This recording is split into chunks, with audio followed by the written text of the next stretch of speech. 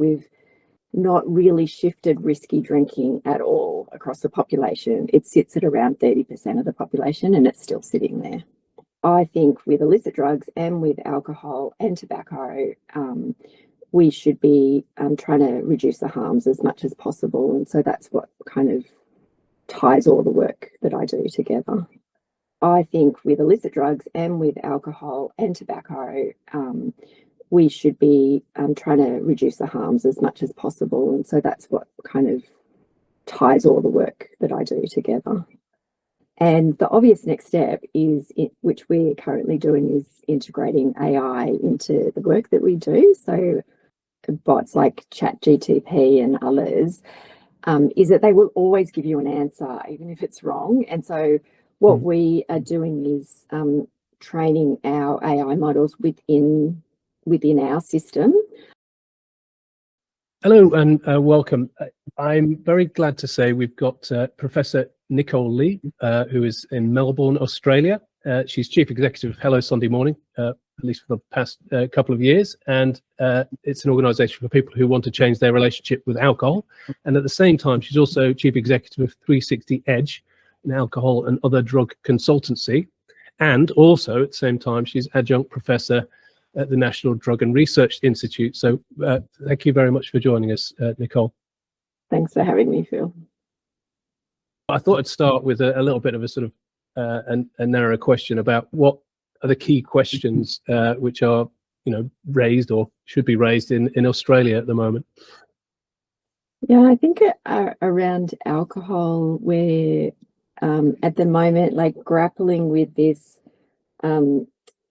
positive reduction in the number of young people starting to drink, but at the same time,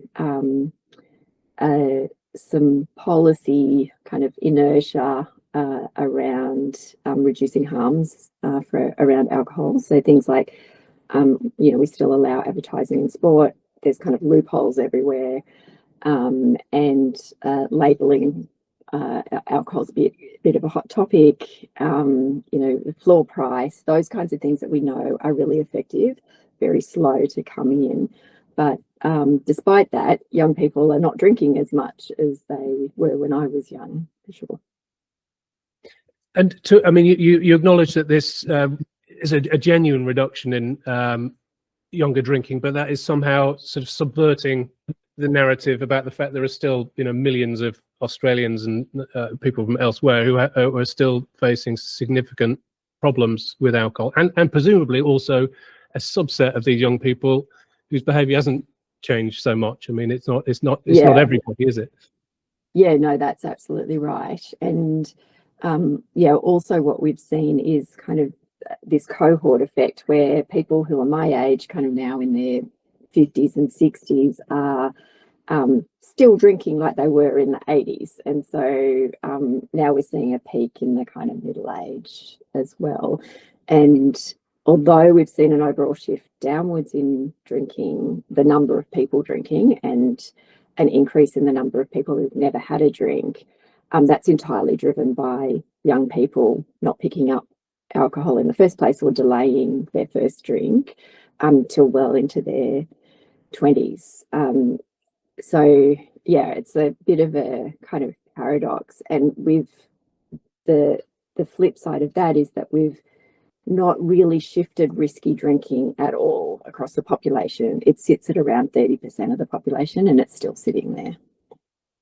And is there any way to use this positive trend among young people as a way to inform older drinkers, or are they, two different issues?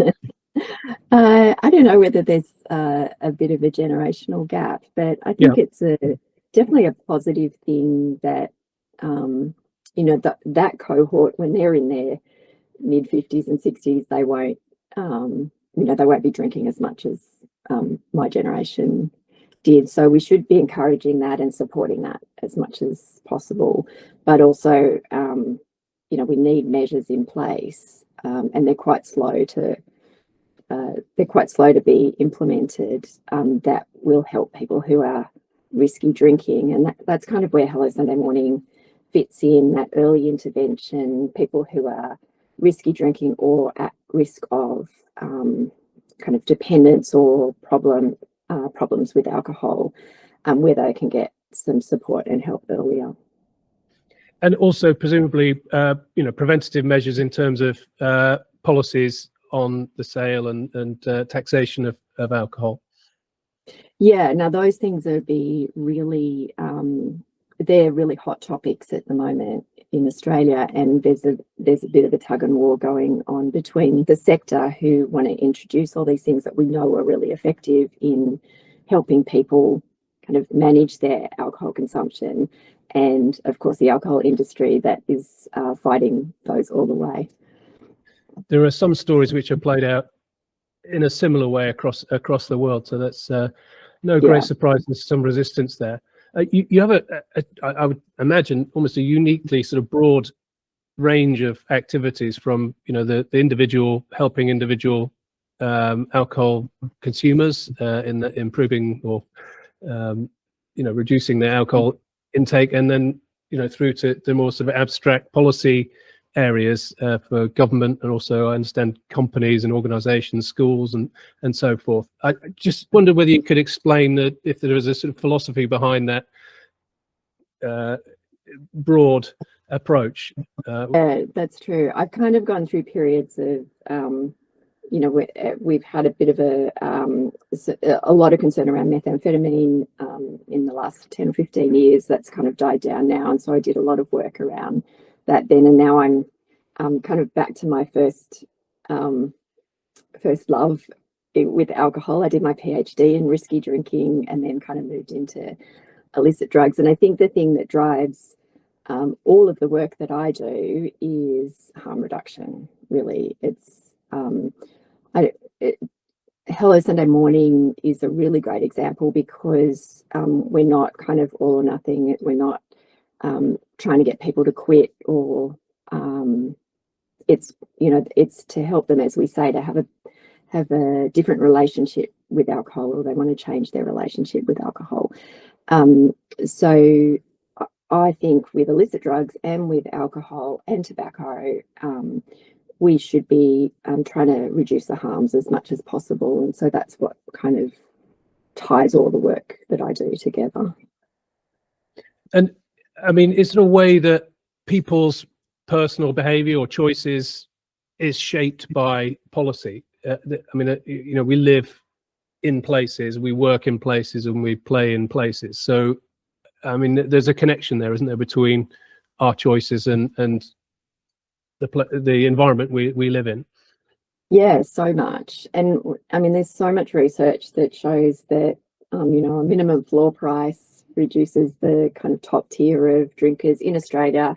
It's something like the top 5% of drinkers drink 40% of the alcohol. And so, it's that really pointy end that we don't want to ban alcohol necessarily, but we want to bring that high risk end down into a, kind of a lower risk category, because alcohol and illicit drugs have such an impact on people's health. So they're enjoyable at one level, but when they start impacting on your work and your health and your relationships, then it's time to kind of think differently about it. And there's not much between talking to a friend and going to an alcohol and drug service, and there's a lot of people who wouldn't go to a drug and alcohol service. So that big space in the middle, which is secondary prevention, harm reduction, early intervention, that's kind of a space that really should be growing. And this is one, your Hello Sunday Morning is one of the parts that's filling that space, I understand. Excuse my camera. Yeah. So we're Hello Sunday Morning is a digital kind of alcohol behaviour change system. It's the largest in Australia. It's probably the largest in the world, actually, of its type. And our main program is Daybreak. It's called Daybreak, which is basically a peer support network. So there's health professionals that kind of mill around in the community, but they're just there to make sure that people are safe, if people are kind of talking about mental health issues, they reach out and check whether they need any extra help, that kind of thing. But really, it's just people supporting other people. And it really goes back to our our backstory at the beginning. So as you said, I've been the CEO for about 2.5 years, and I was on the board for about 6 years. But the organisation was started by Chris Rain, who's the founder, and when he was just 22, I certainly wasn't doing anything like this when I was 22, but he was working in marketing on a binge drinking campaign for young people. And so he kind of, as he said, decided to take one for the team, and he took a year off alcohol and blogged about the experience of waking up hangover free every Sunday morning. And that's why, and he always signed off with Hello Sunday Morning, and that's how Hello Sunday Morning got its name.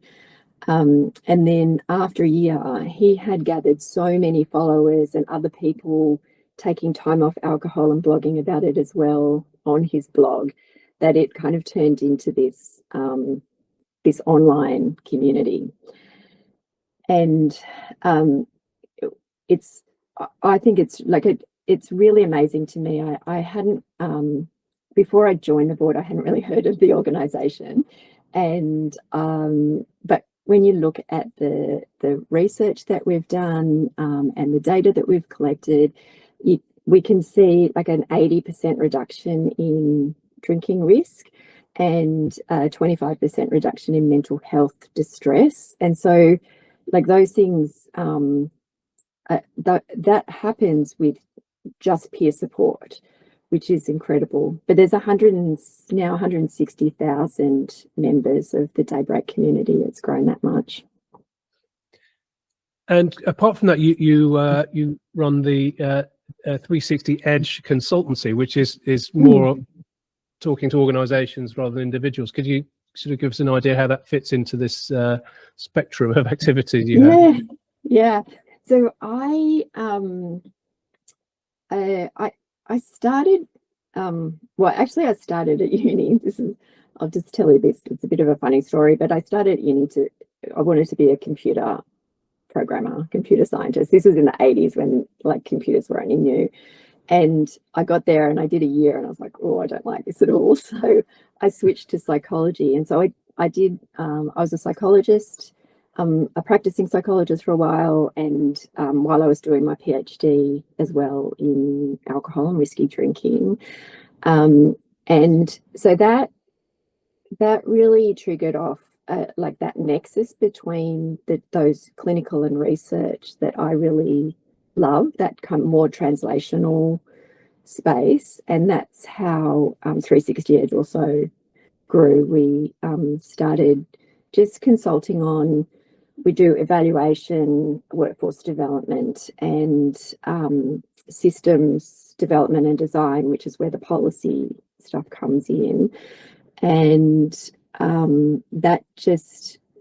we started, just me and my partner to start with. We've got 10 people now in our team, but just me and my partner started just doing bits and pieces while we were doing other things. And but there's such a need in the alcohol and drug sector, because the clinicians are focusing on doing their clinical work and counselling and case management, and they don't often have the luxury of doing evaluation or that kind of thing. So we kind of found a niche, and that was 15 years ago. Next week we're having our 15th birthday party, and so it's kind of grown into a much bigger organisation than I was expecting.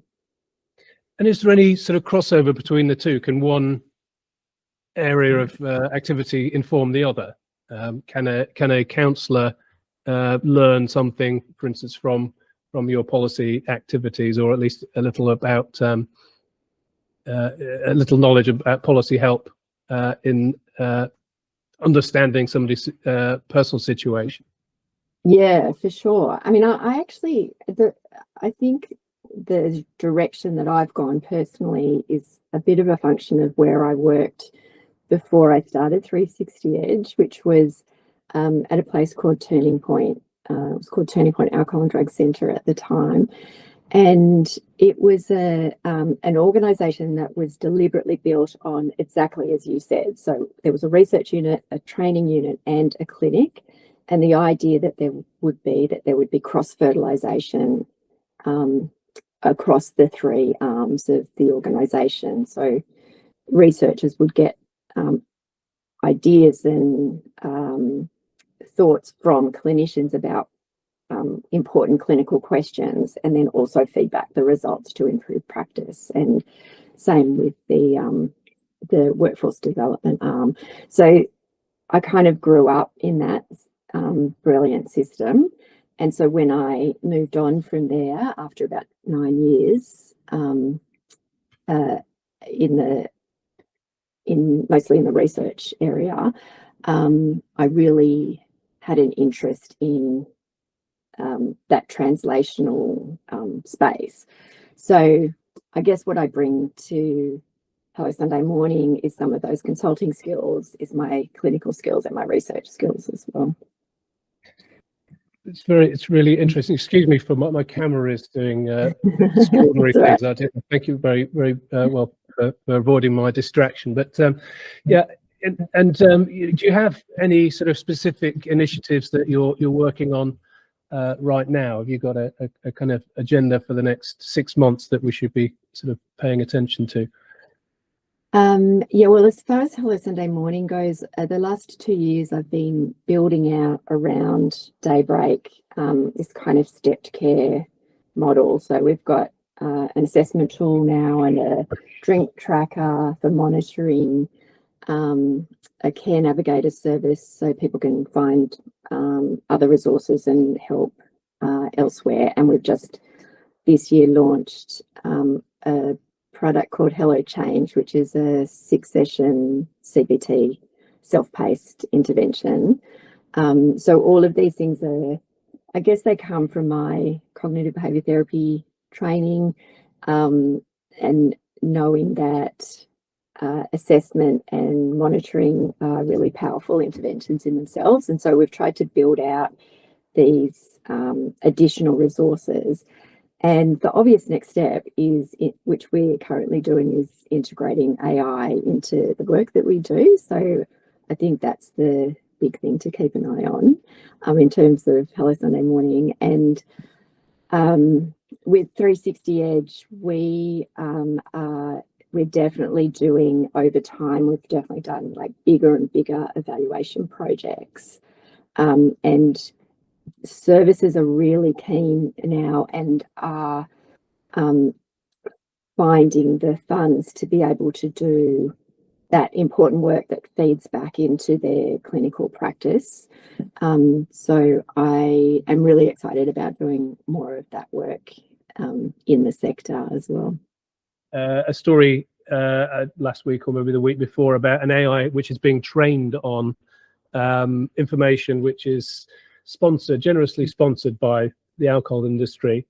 But is there a way to ensure that an AI is sort of looking in the right places for its data and its source information?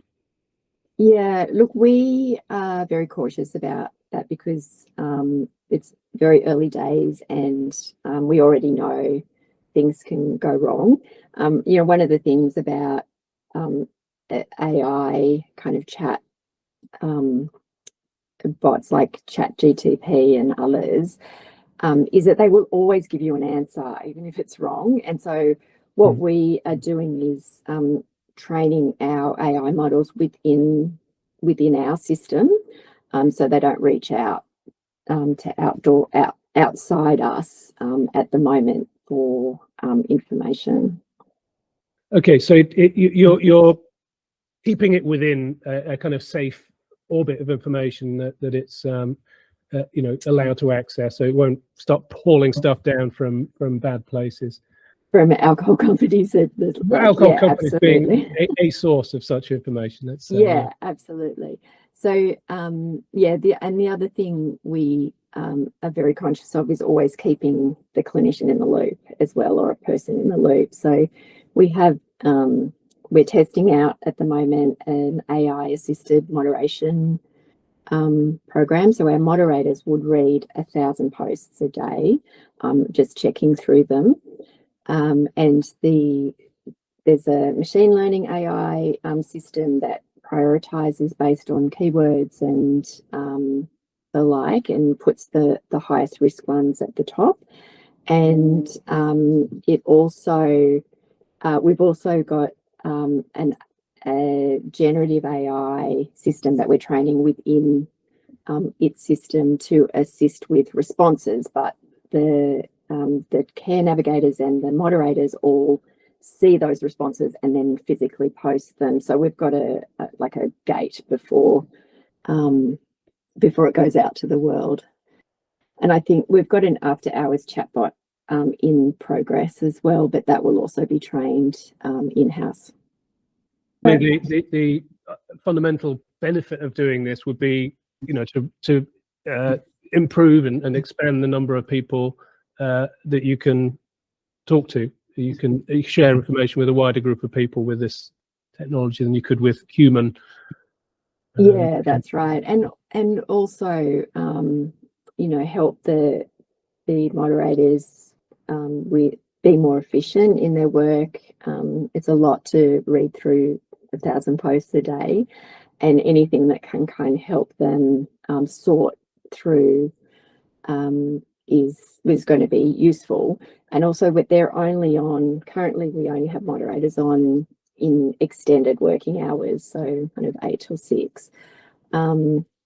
So after hours, we still want people to be able to access basic information or ask basic questions, and that's where the AI bot might come in.